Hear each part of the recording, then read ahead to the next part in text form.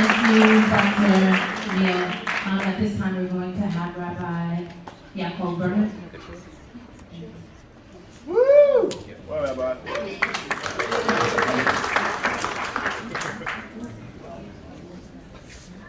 Wow.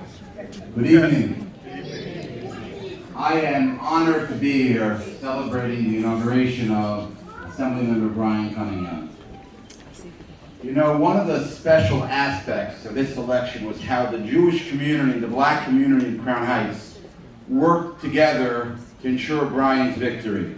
This unity is significant given our shared history and deep roots in Crown Heights.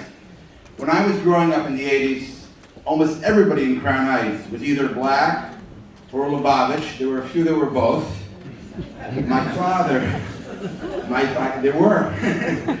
My father would often point out to me and my sisters how much our communities have in common. We have both suffered persecution and discrimination, and both our communities, lights please, and both our communities have stood together to fight against all forms of hate over the years. In New York, it is often black leaders who are the first to speak out against anti-Semitism, including Assemblymember Brian Cunningham. Thank you for that. The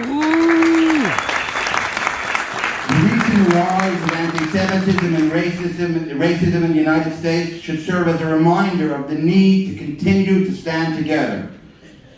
In October, I was walking home from synagogue from Shul on Shabbat, and I ran into Joe Gonzalez sitting with Ozzie Fletcher.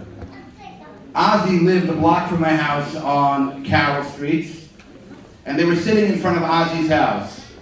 Ozzie, for those who don't know, was a 100-year-old black World War II veteran who had been wounded during the Battle of Normandy while helping to liberate Europe.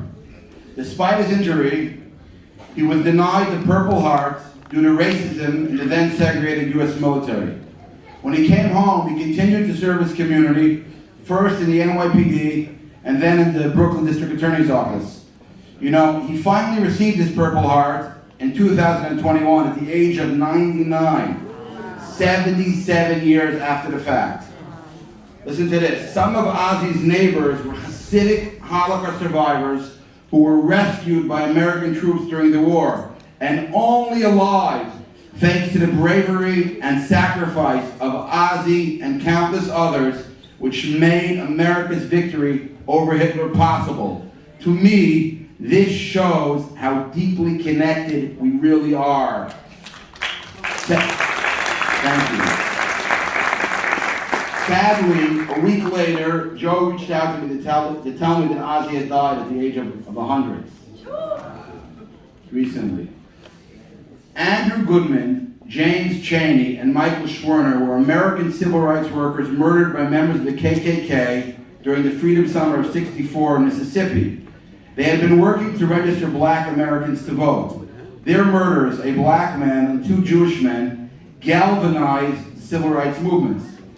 Today, 4 of Andrew Goodman's nephews, along with their wives and children, live in Crown Heights and are members of the Hasidic Lubavitch community.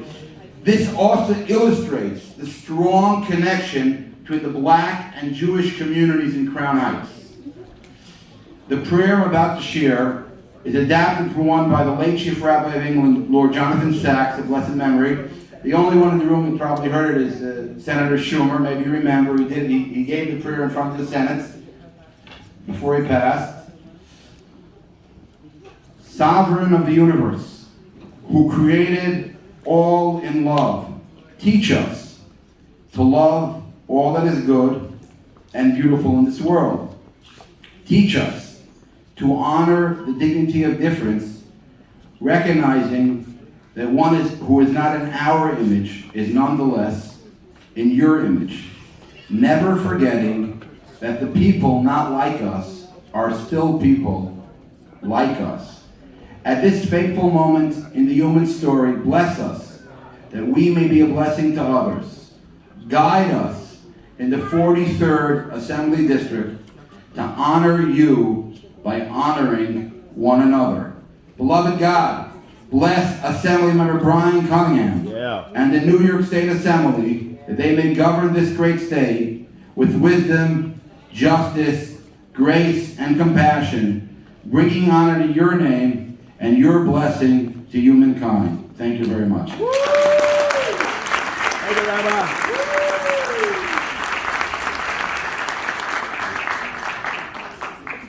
Thank you, Rabbi Yaacov.